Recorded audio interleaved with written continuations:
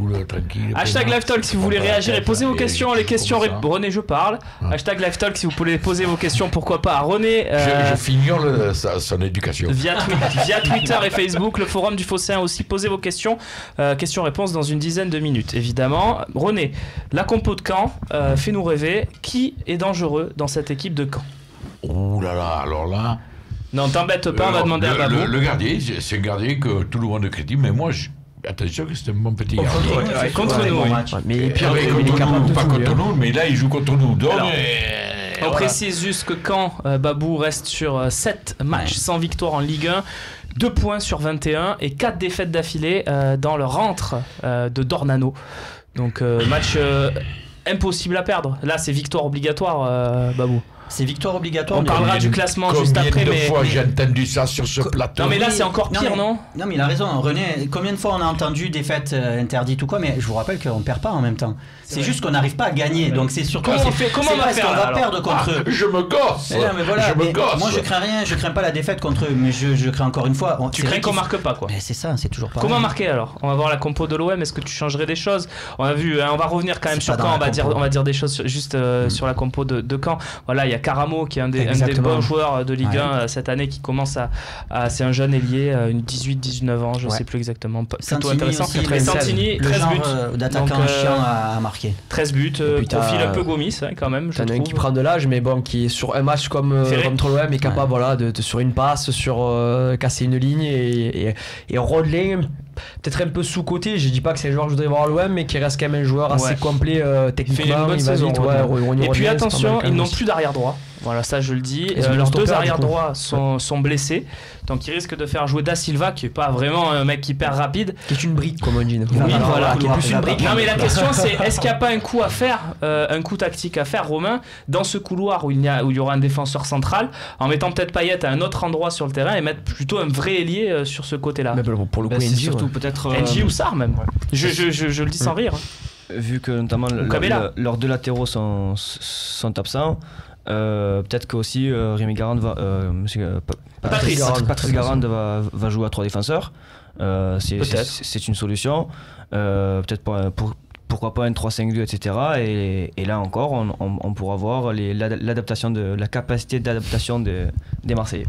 Justement, on passe à la compo de l'Olympique de Marseille. Messieurs, c'est la compo classique, pas d'absent pour ce match, c'est suffisamment rare pour être souligné, à moins qu'il y ait un absent dans les prochaines heures à l'entraînement ou quoi que ce soit. Mais on aura peut-être la compo type de l'Olympique de Marseille pour les 4 dernières journées, avec Lopez, Sanson vainqueur au milieu, Payet, Thauvin sur les ailes et Gomis en pointe. Une défense centrale, Rolando Certic, et les latéraux, Evra, Sakai. Je crois que tu peux pas faire le mieux avec l'effectif que tu as. Ouais. En sachant très bien que. Avec Joker Cabella à la 65-70e. Ouais, mais non, mais. Ouais, peut-être ça, plus tôt que d'habitude, parce que je trouve qu'il rentre un peu tard. À chaque fois qu'il est rentré, je trouvais que ça lui laissait pas beaucoup de temps pour et d'abord, je vois pas pourquoi quand il y a Cabella et Ndieu, et pourquoi on fait rentrer Ndieu. Moi, j'adore Cabella et à la place d'un Gomis, je préfère largement un Conclusion, Kevin, avant qu'on passe au classement et aux enjeux. C'est là que je te pose la question, je te dis comment c'est possible cette composition. Voilà, c'est l'équipe plus ou moins type pour finir notre saison. Et tu te dis que voilà, en enlevant Certic, Payet, Sanson et Evra, c'est-à-dire que tu mets Mbokan comme on a pu voir juste avant la fin, avant le mercato, Fanny, Cabella et Zambo, donc c'est-à-dire l'équipe qui est moins forte normalement sur le papier, c'est avec cette équipe-là qu'on a réussi à enchaîner 4-5 victoires d'affilée. C'est vrai, en décembre. Et que là, du coup, cette équipe, normalement, elle devrait enchaîner plus facilement. Elle devrait marcher sur la Ligue 1, sauf les gros matchs, mais elle devrait marcher sur la Ligue 1 l'année prochaine, et elle n'y arrive pas. J'arrive pas à m'expliquer. C'est là que tu as un exemple que tu as beau avoir tous les joueurs que tu veux sur le terrain, l'essentiel c'est l'animation que tu mets dans le à donner tout simplement. Voilà, donc à Rudy Garcia de bosser quoi. C'est Rudy Garcia, tu remets la faute sur Rudy Garcia. Je remets pas la faute sur Garcia parce que je trouve qu'il façon de parler. Oui.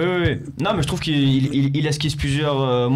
Il prépare la saison prochaine. Voilà, tout à fait. Déjà, moi je trouve qu'il est dans la préparation de l'année prochaine, avec notamment ce double pivot avec Lopez vainqueur, etc. Il essaye des choses avec les ailiers intérieurs, notamment le positionnement de Sanson, celui de Payet, etc.